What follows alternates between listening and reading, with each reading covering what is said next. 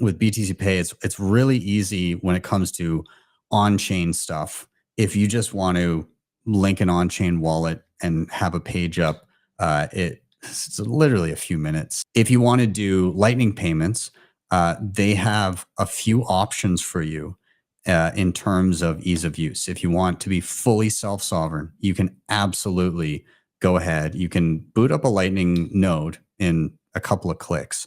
But then, of course, you got to deal with getting Lightning channels. But they also have these plugins that allow you to, if you have a Strike account, you can just link that and it'll just go straight to your Strike wallet. If you use Blink, I know that Blink is used quite a bit in kind of Central South America. So you can link that into your BTC Pay. And again, like there you go, you're accepting payments, no problem. And even beyond that, you can kind of find this middle ground. They now have a plugin for bolts where you can receive Lightning payments without having to set up channels, but it's also not exactly custodial either because you're swapping from Lightning to Liquid and you can actually hold Liquid Bitcoin or on chain. So you can use bolts that will kind of automatically deal with that stuff in the background. You don't even need to think about it. So there's all these cool ways that you can interact based on your preferences. And where I'm really excited in terms of the cool things that merchants now get to use is when I went to Madeira earlier this year and they had all the merchants set up with BTC Pay.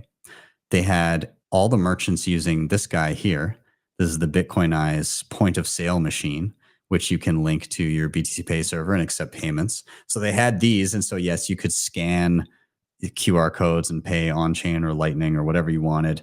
But they also, if you look up top, there's this little tap and you can use preloaded Lightning cards. They're called Bolt cards and tap to pay there. And if you were walking into the conference, you could actually buy these cards. Like you could pay in cash and they would preload a card for you and you'd get it. And you could just go up to any of the merchants, any of the vendors and pick up food or pick up, t-shirts or something. And you just tap your card like you would with a debit or a credit card at these BTC Pay merchants. And you'd be able to just pay that way. Nice, simple, slick, and it was seamless. And then with this and BTC Pay, they have a plugin that allow you to create those cards.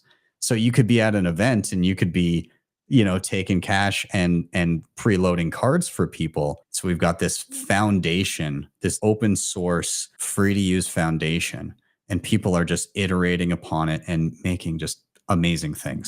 Today's Bullish Bit was brought to you by CoinKite, makers of the Cold Card Q, my personal choice for securing my Bitcoin and self-custody. You can check them out by scanning the QR code or clicking the link in the show notes down below.